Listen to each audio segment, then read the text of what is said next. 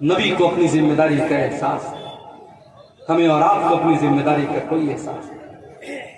جوان بیٹی رات کو 2 بجے تک آن لائن ہے، چیٹنگ کر رہی ہے، ماں کو کوئی فرق نہیں پڑ رہا ہے، باپ کو کوئی فرق نہیں پڑ رہا ہے، نہ ماں کو اپنی ذمہ داری یاد ہے نہ باپ کو اپنی ذمہ داری۔ جوان لڑکی بے پردہ گھر سے بند کر کے، سور کر کے، میک اپ کر کے، اپنے جسم کی نمائش کر کے نکلتی ہے، اور ماں 70 سال کی ماں بیچاری چادر اوڑھ کر کے، نقاب اوڑھ کے نکلتی ہے، اور 20 سال کی چھوکری کھلے عام گھوم رہی ہے۔ میری پیاری ماں اور بہنوں، اگر اللہ نے آپ کو بیٹی کی ماں بنایا ہے، اگر آپ کو بیٹی کا باپ بنایا ہے، اگر آپ بیٹی والے ہیں، اگر آپ صاحب اولاد ہیں، تو یہ اولاد بہت بڑی ذمہ داری ہے۔ اس ذمہ داری کا احساس اپنے اندر پیدا کیجئے۔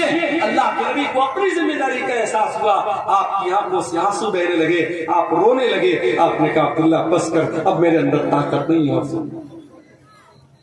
صحابہ کرام تو قرآن سنتے تھے رونے لگتے تھے، قرآن پڑھتے تھے تو رونے لگتے تھے۔ حضرت عائشہ کو دیکھو، حضرت عائشہ چاشت کی نماز پڑھ رہی ہیں۔ یہ چاشت کی نماز کون سی نماز ہوتی ہے جانتے ہیں؟ کوئی جانتا ہے؟ اس سامنے کی پبلک کو کوئی جانتا ہو ذرا ہاتھ اٹھا کے بتائے، چاشت کی نماز کس کو بولتے ہیں؟ صبح پڑھا جاتا ہے۔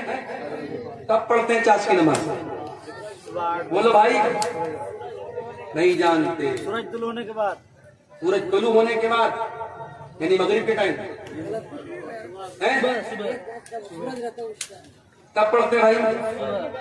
نکلنے کے بعد 1 ماہ۔ اچھا چلیے ماشاء اللہ، کچھ لوگ تو جانتے ہیں۔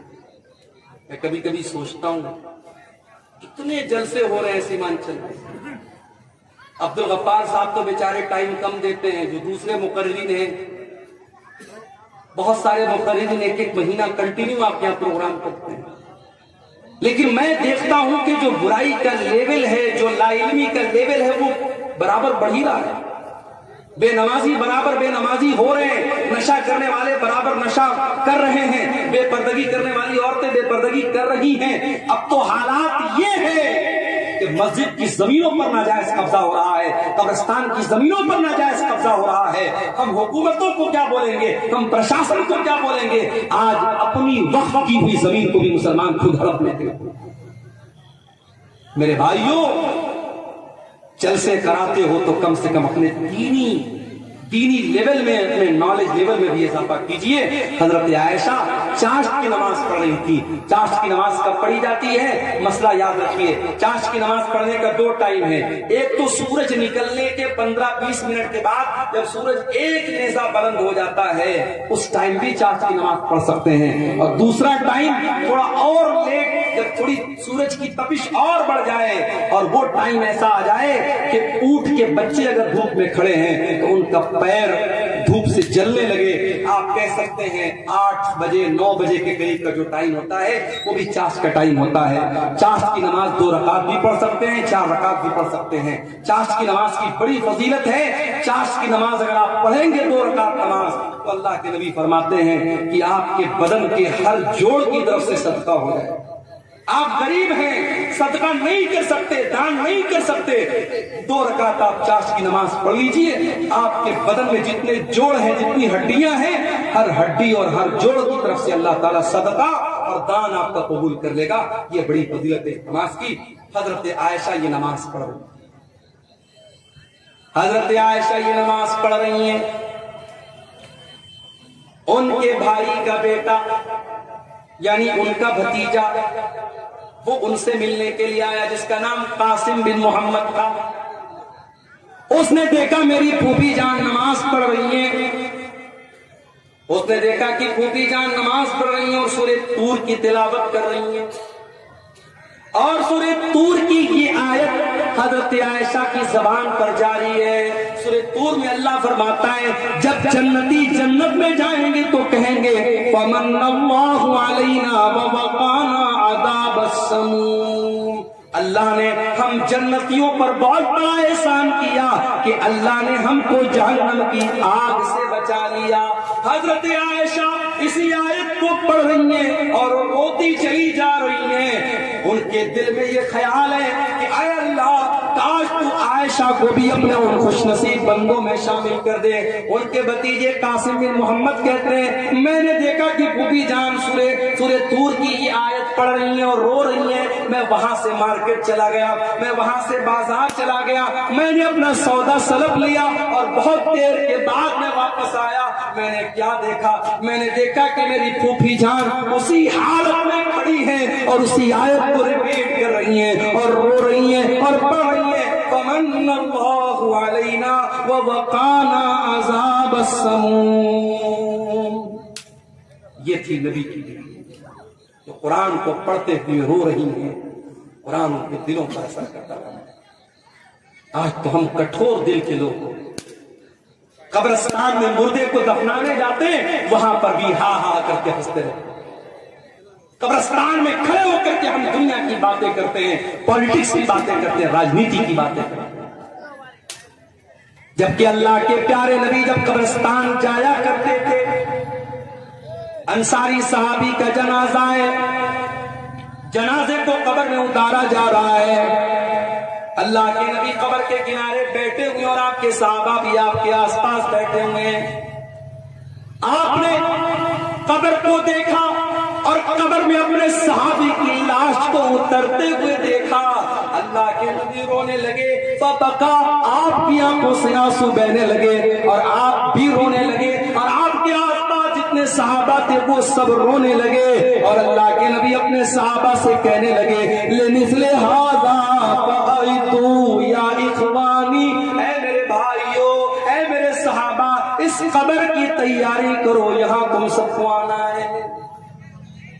بنارس سے ایک مرتبہ میں ایک پروگرام میں جا رہا تھا, تقریباً 150-200 کلومیٹر دور ایک جگہ پڑتی ہے شاہ گنج, میں وہاں پروگرام میں جا رہا تھا.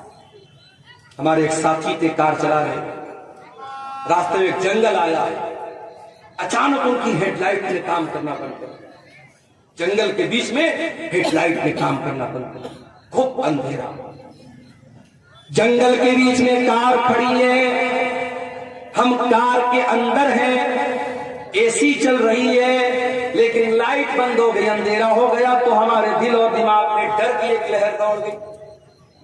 غور کرو میرے پیارے بھائیوں, ہم قبر کے اندر جب جائیں گے, ہمارے ماں باپ ہم کو دفنانے کے بعد, ہمارے بچے ہم کو دفنانے کے بعد, ہمارے رشتہ دار ہم کو دفنانے کے بعد مٹی اپنے ہاتھ سے جھاڑ کر کے چلے جائیں گے.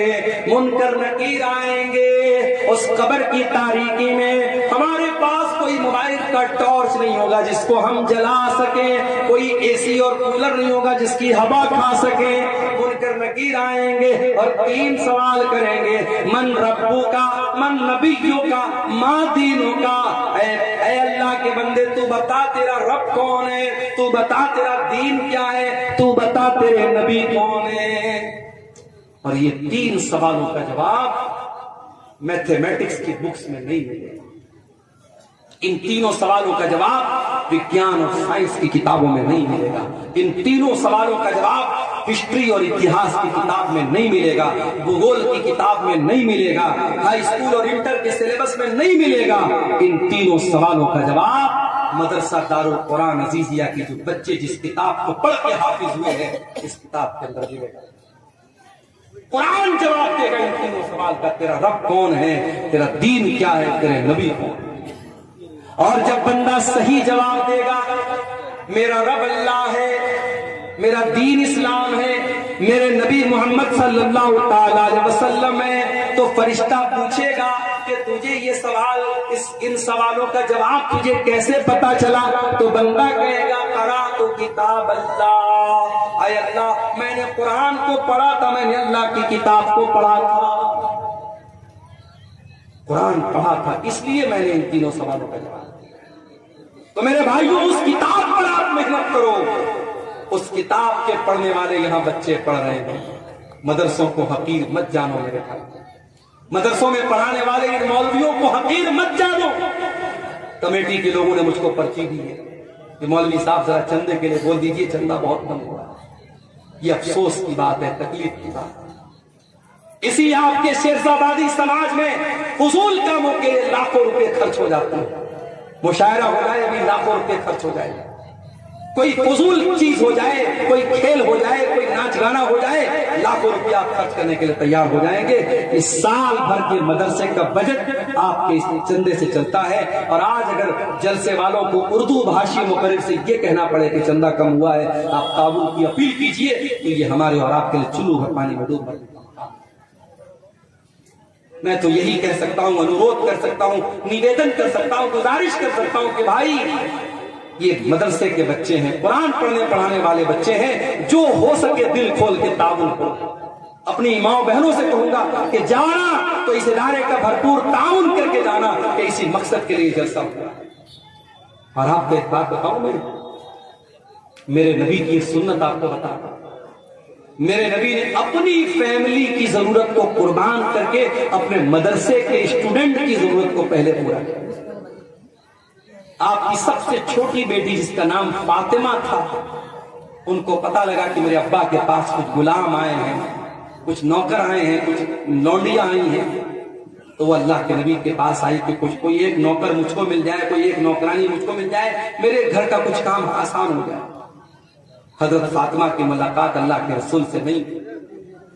हजरत फातिमा ने अल्लाह के नबी को पैगाम अपना पहुंचा दिया हजरत आयशा के जरिए कि मेरे अब्बा आए तो बता देना कि आपकी बेटी आई थी और गुलाम आए हैं, एक गुलाम आपकी बेटी को मिल जाए या एक लौंडी आपकी बेटी को मिल जाए तो बेटी का काम आसान।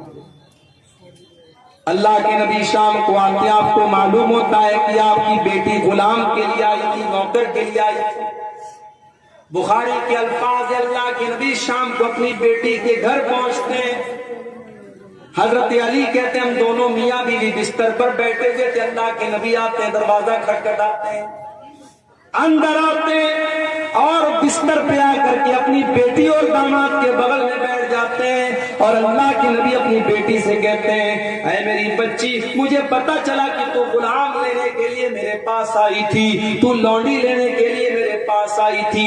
ऐ मेरी बच्ची, अभी तो मेरे मदरसे के जो तलबा है, जो असहाबे सुफ़ा है, जो दीन हासिल करने के लिए जो मेरे गरीब साहबा मस्जिद में रहते हैं, ऐ मेरी बच्ची, उनके खाने का इंतजाम नहीं है, उनके जीने का इंतजाम नहीं है। ऐ मेरी बच्ची, इन गुलामों को बेच करके पहले मैं उनका इंतजाम करूंगा, उसके बाद मैं देखूंगा मेरी बेटी को क्या जरूरत है। अल्लाह, नबी की सुन्नत को भी आज जिंदा करने की जरूरत है मेरे भाइयों। अल्लाह के नबी ने पहले अपनी बेटी की जरूरत को पूरा नहीं किया, पहले अपने मदरसे के बच्चों की जरूरत को पूरा। हकीर न जाओ मदरसे के बच्चों को। अल्लाह के नबी फरमाते, खैरुकुम मन तअल्लमल कुरान व अल्लमहु, तुम में सबसे बेहतरीन इंसान वो है जो कुरान को सीखता है, जो कुरान को सिखाता है, जो कुरान का टीचर है, जो कुरान का स्टूडेंट है, उससे बेहतरीन कोई इंसान नहीं है। आपकी नजर में साइंस पढ़ाने वाले की सैलरी कितनी होनी चाहिए? 20,000। आपकी नजर में गणित पढ़ाने वाले टीचर की सैलरी कितनी होनी चाहिए? 15,000। और कुरान पढ़ाने वाले टीचर की 10,000, 8,000, 6,000। अभी बंगाल में हमारा एक दोस्त रहता है, एक मदरसे में पढ़ाता है। बंगाल में ममता बनर्जी जो है, वहां इमाम को भी कुछ सैलरी देती है, बेचारा अपने मोहल्ले की मस्जिद में इमामत भी कराता है, मदरसे में देता है। प्राइवेट मदरसे के जो नाजिम होते हैं, जो कमेटी होती है, जो सेक्रेटरी होती है ना, वो अपने आप को मोदी और योगी से भी बड़ा डिक्टेटर समझते हैं। उस मदरसे की कमेटी के लोगों ने क्या कहा कि मौलवी साहब आप हमारे मदरसे में पढ़ा रहे हैं तो 24 घंटे आपको ड्यूटी करना पड़ेगा। का क्या मतलब? कहा 2 बजे तक आपको बच्चों को पढ़ाना है, फिर शाम को हॉस्टल की निगरानी भी आपको करना है, रात भी यहीं गुजारना है। हम आपको 12,000 सैलरी देते हैं, आपसे सारा काम है। हमारे दोस्त ने कहा कि भाई मुझे बख्श दो, मैं इमाम भी हूं अपने मोहल्ले की मस्जिद का, मैं डेली आता जाता हूं, मेरा ख्याल करो, मैं रमजान में इतनी मेहनत से चंदा लाता हूं, मेरा ख्याल करो। का नहीं, कोई ख्याल नहीं। डिक्टेटरशिप चल रही है मदरसों की मैनेजमेंट के अंदर, और इन प्राइवेट पढ़ाने वाले गरीब असातिज़ा और मुअल्लिमीन पर बड़ा जुल्म भी होता है। अल्लाह के वास्ते ऐसा न करो, किसी की मजबूरी का फायदा न उठाओ। کسی کو حد سے زیادہ دکھ نہ دو. کہ قرآن پڑھنے پڑھانے والے ان کا مقام بہت اونچا ہے. ان کی قدر کرو, ان کی عزت کرو, ان کو اچھی تنخواہیں دو. اور میں نے ایک بات اور کہی تھی, آپ کے اسی سیمانچل کے علاقے میں پروگرام ہوا تھا, میں نے کہا تھا کہ آج مسجدوں کے امام کی رہنے کی جگہ نہیں. ہمارے اسحاق بھائی آئے ہیں کھیڑیا ہاٹ میں, ان کا مسجد کے امام ہیں. ان کے کمرے میں جاتا ہوں, چھوٹا سا کمرہ ہے, شادی ہو چکی ہے, فیملی کو لے کر نہیں رہ سکتے. کتنی مسجدیں ہیں کہ امام کو رہنے کے لیے جو کمرہ ملتا ہے وہ کمرہ اتنا چھوٹا ہوتا ہے کہ امام صاحب بیچارے پورا پیر پھیلا دے تو کمرہ پورا فل ہو. امام صاحب کے بیوی بچے کہاں رہیں گے؟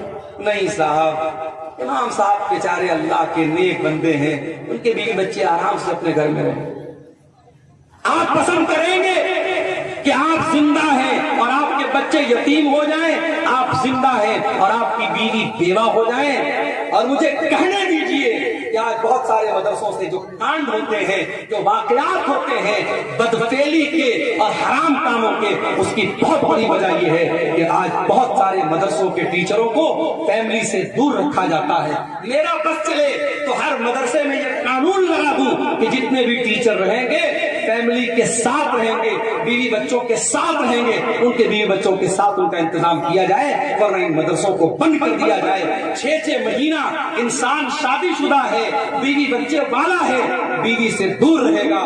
شیطان طرح طرح کے خیالات ڈال سکتا ہے, شیطان غلط راستے پر ڈال سکتا ہے. میرے پیارے ساتھیوں, یہ صحابہ کا دور نہیں ہے, یہ صحابہ کا زمانہ نہیں ہے, یہ تابعین کا زمانہ نہیں ہے. اپنی مسجدوں کے امام کو اگر گندگی سے بچانا چاہتے ہو, اپنے مدرسے کے ٹیچروں کو غلط کام سے بچانا چاہتے ہو, تو ان کو فیملی کوارٹر کا بھی انتظام کرو.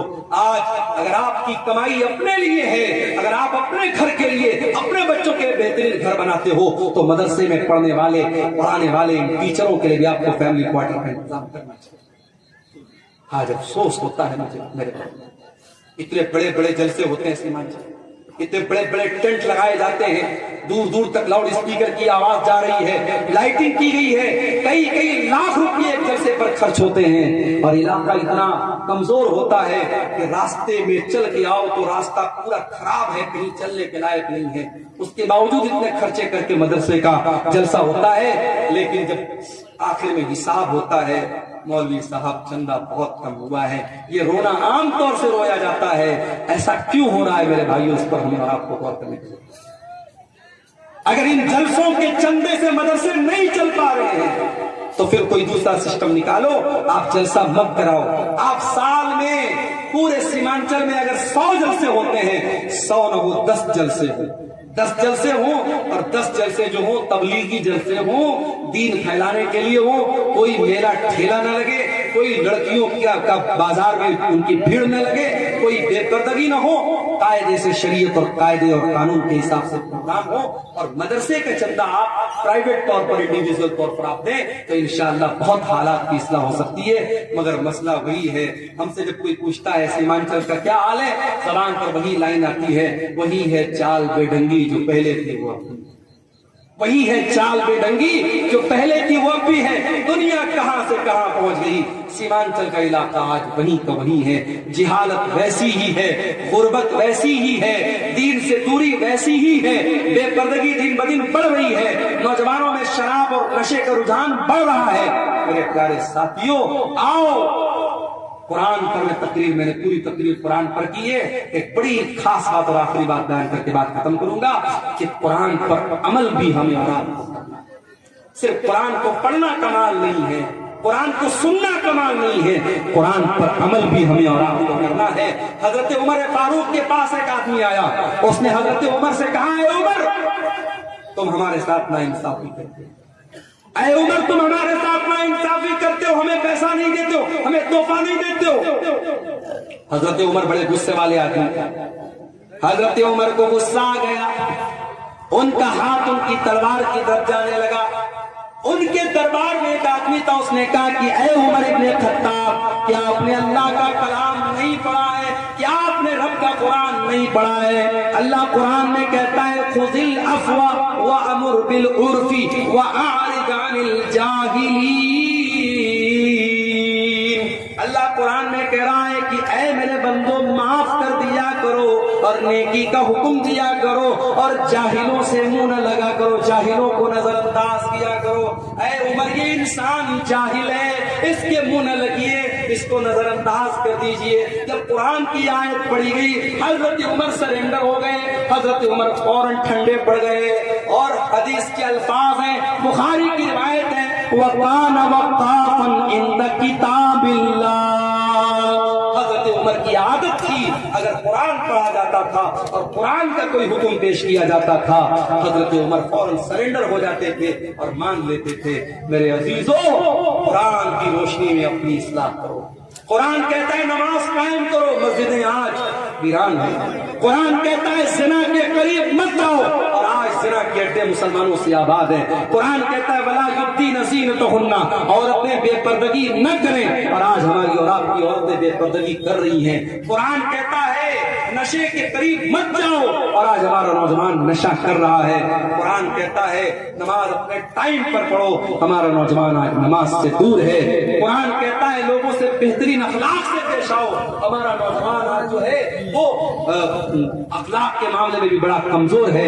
मेरे प्यारे साथियों, कुरान पर आज अमल करने की जरूरत है। और अल्लाह कुरान में जब कुरान की फजीलत बयान करता है तो साथ में ये भी कहता है कि ये कुरान लियदब्बरू आयातिही, कुरान तदब्बुर करने के लिए, कुरान गौर करने के लिए है। मेरे अजीजों, डेली आधा घंटा सही, 1 घंटा सही कुरान पढ़ने के लिए टाइम निकालो।